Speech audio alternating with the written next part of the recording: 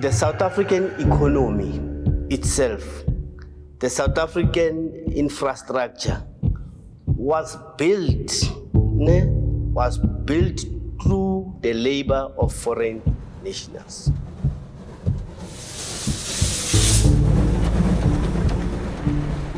The foreign nationals have always been here in this country.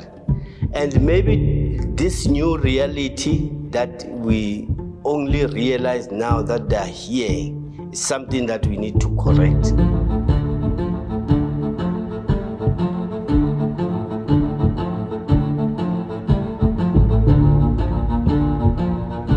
Someone who doesn't have an underlying basis to be in South Africa, they would be found to be an illegal foreigner, and an immigration officer can detain you before they deport you from South Africa.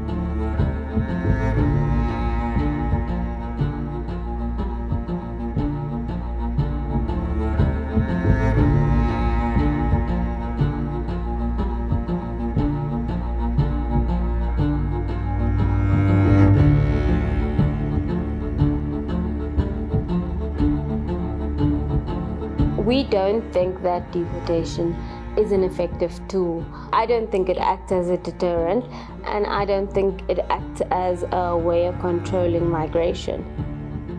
The department itself has lost the plot. They just lost it when dealing with illegal in the country.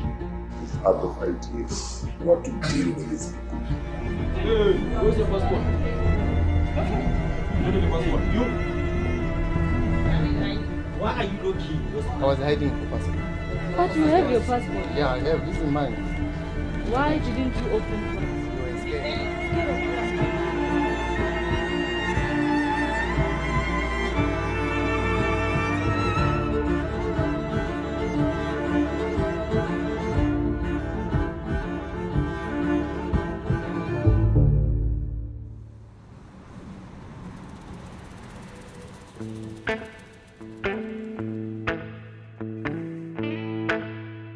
We know that migration across Africa is very transitory. We know that borders are porous. The right of a state to control its borders. We mustn't forget where it comes from. It's a colonial concept. It's a relic of our colonial past.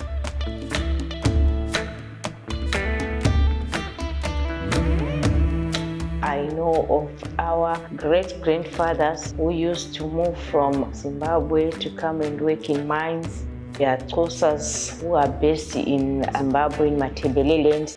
People from many countries settle in other countries. So I see this as a natural process because it's been going on for centuries. My name is Gloria Chinyemba. I'm originally from Zimbabwe. My father was a subsistence farmer there and my mother a housewife, so we actually survived mainly on subsistence farming.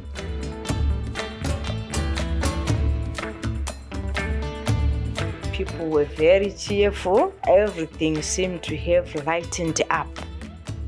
The president, Comrade Robert Mugabe, was said to be making a tour of the country. We were told that he was visiting our school. It was really exciting. The way he spoke about education, it actually got into me that I must make it. I have to go further with education. That was my first time to hear the word degree.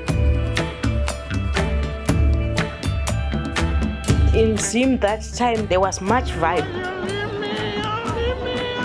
Everyone was energized. Everyone felt that has got a part to play in the country. Be a teacher in Zim that time, it was very prestigious. As for South Africa, we heard that the black people in South Africa were being tortured a lot, they were being killed. So we only had that notion of South Africa.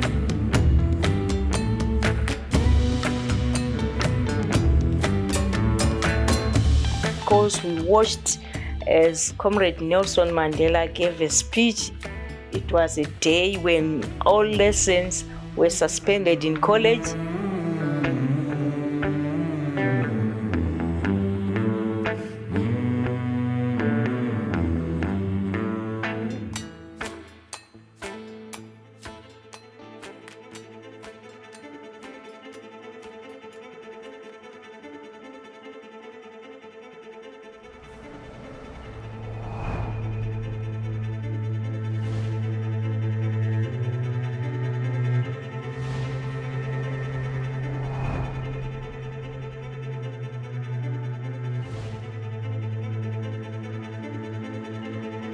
Firstly, it was in terms of remuneration. The money actually dwindled a lot.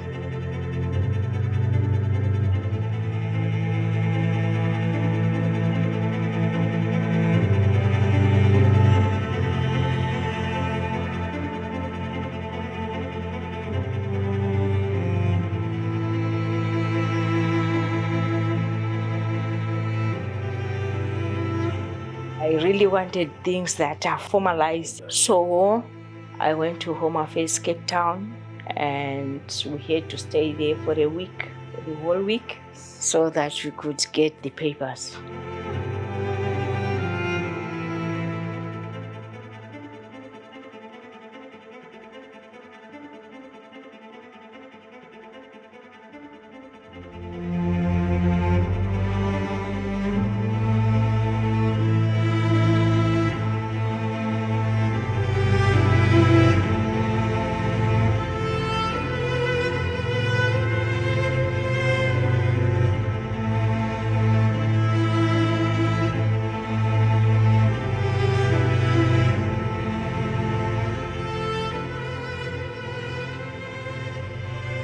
Each and every document that you fill in here in South Africa, it's either asking you about the ID, about the passport. But those workers without papers, they are like they are in the wilderness.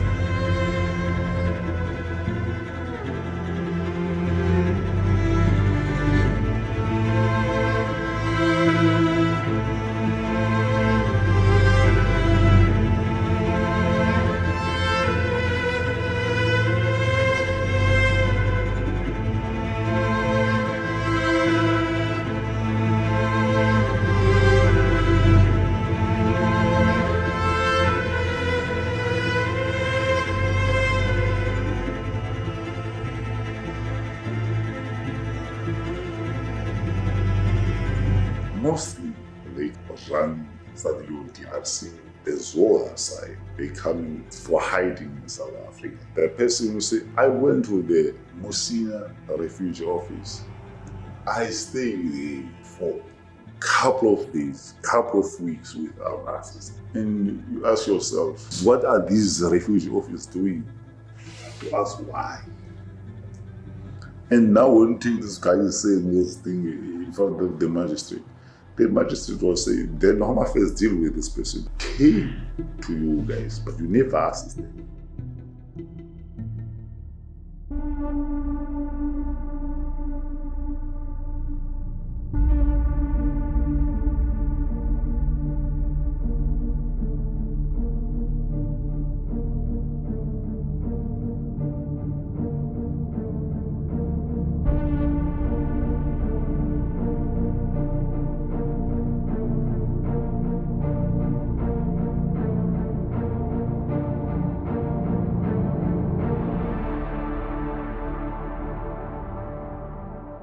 If you were to be stopped by police or an immigration officer and they ask for documentation and you fail to produce those documentation, they are going to detain you. That's where the process of immigration detention starts.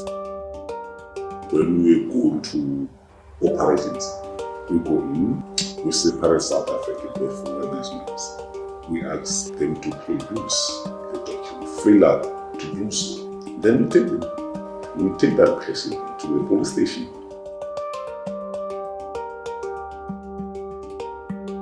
And then after 48 hours, they need to bring you to court.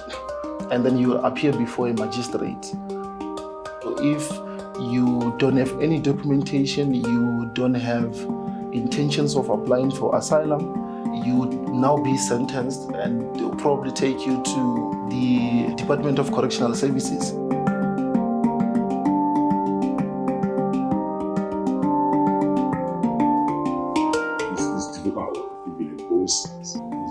Cells are not suitable to keep people for that long. If you for this person, if anything happened to him while in the cells, how are we going to live with their life? But then, at the end of the day, they talk to them, you had to. from there, we'll transfer you to Lindela Holding Facility. That's where the process of deportation starts.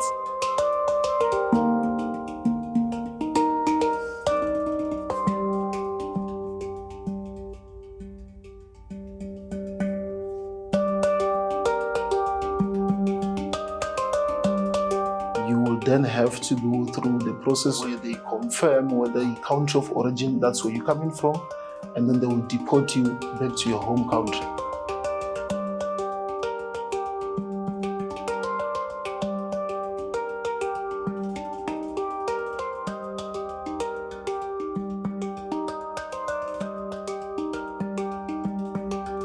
The bus, it doesn't stop anywhere. If someone wants to pee or whatnot, it doesn't stop. So we have like the armed person on the door, and it drives straight from Lindela straight to the reception center.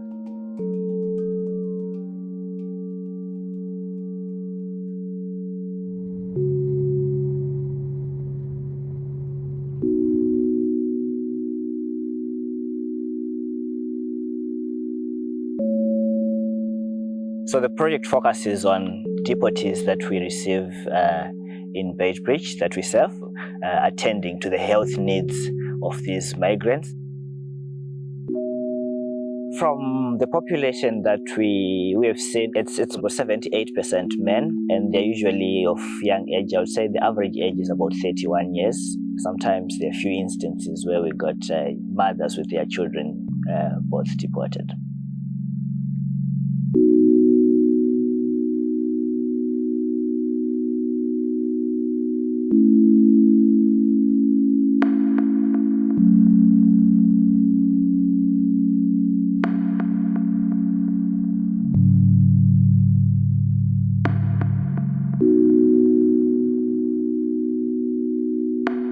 I think that the ultimate problem with immigration detention is that persons who are asylum seekers and refugees are at risk of being deported back to countries where they are susceptible to persecution.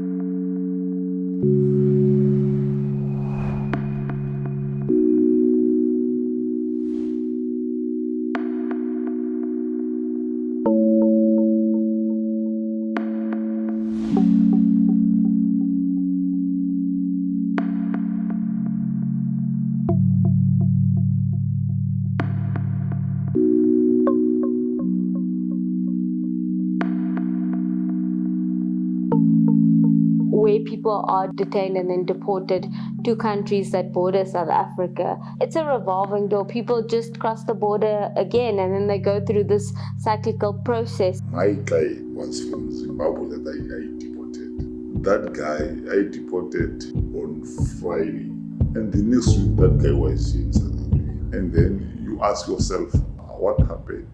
And now you look like you have just a poop.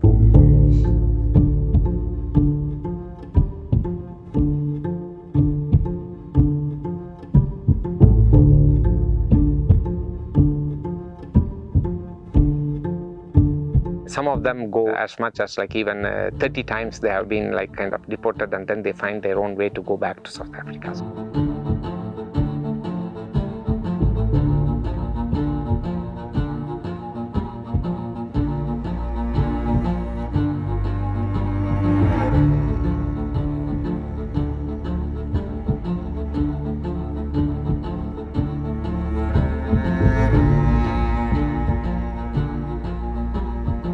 People say that the conditions are really hard when it comes to access to quality basic healthcare services. The people that are taking antiretroviral drugs to control the HIV, we see a lot of those, and some may have missed their doses while in detention. If one misses their doses for some diseases like hypertension, you can have immediate effects where your BP goes up and you can actually die from a stroke because you have missed a dose and it shoots up. But also for like infections like for HIV or for TB, you may have an increased chance of developing resistance to the medication. if this person now has a drug-resistant TB, and if this is now passed to other people, this actually becomes a bigger threat to everyone else. That's why in healthcare we believe everyone has to have access to healthcare, because the few people that don't have access to healthcare will actually have detrimental effects to everyone. At police station, at police station you get 4 slices of bread. Then mostly, and you are not a hardcore criminal to be treated like that.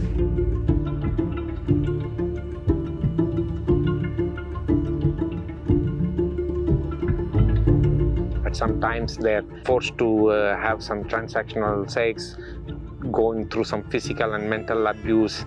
This is very common. Despite going through this hardship, that doesn't serve as a big deterrent for them not to go back again, and they choose to take that gamble and go back again, even if they have to go through another bout of detention. Yeah, that puts further more questions, why, and there are no clear answers always. Yeah.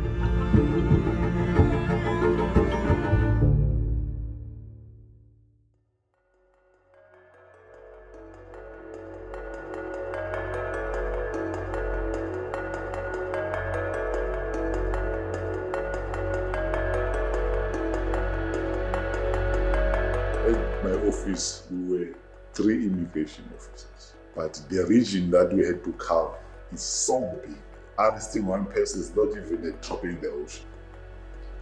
If you go into operation, you find that you get 47 must be dealt with these 3 officials in 48 hours. It's pressure, and you need to do those files. It's just a nice. You find out that on your section you don't have a printer. Within 48 hours, those people have to be in front of the magistrate. You can't miss that deadline. You miss that deadline, then it's unlawful arrest. And bear in mind, this person, if it's an unlawful arrest, and then sue the department is taking your pension. Waste of time and waste of resources sometimes. That's the reason why I left.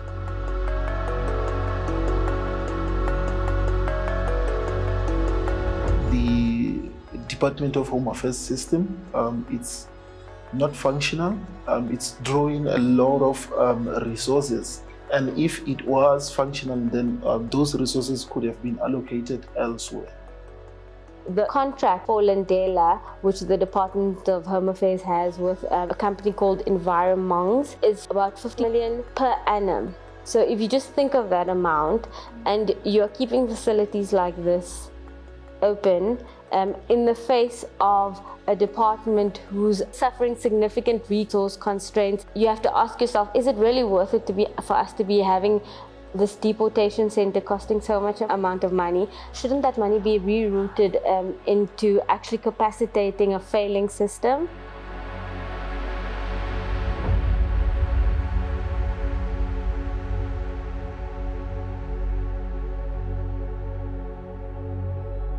If I were to be a head of state or somewhere higher up, I were to work with people that are inside. Don't deport these people who are inside.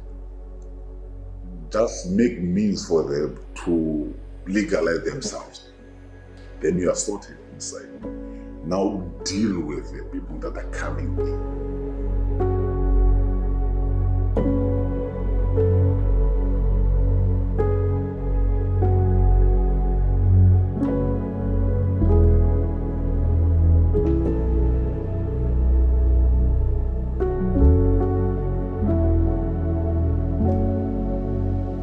What is the purpose of doing this if you know that our borders are porous, and just deporting someone to Zimbabwe, to Mozambique might not be effective?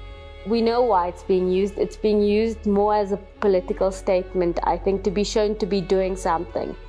It goes to the very core of the usage of non-South Africans as scapegoats.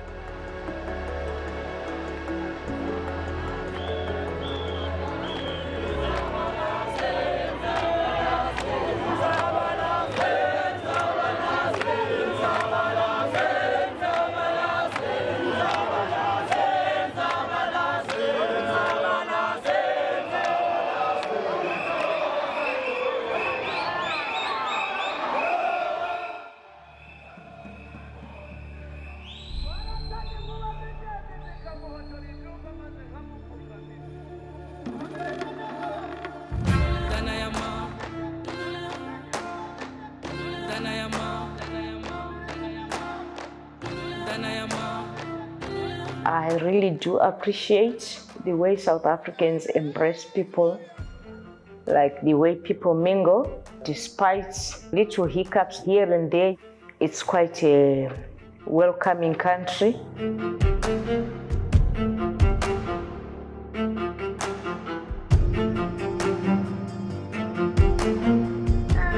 The situation is quite disturbing.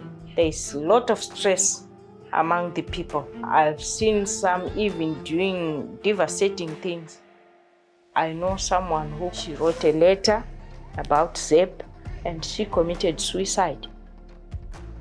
And you really feel out of place at times. You have fears always. Say, what if this thing doesn't come up like you are applying? And what if it doesn't come right? What if this happens? So we end up being very anxious.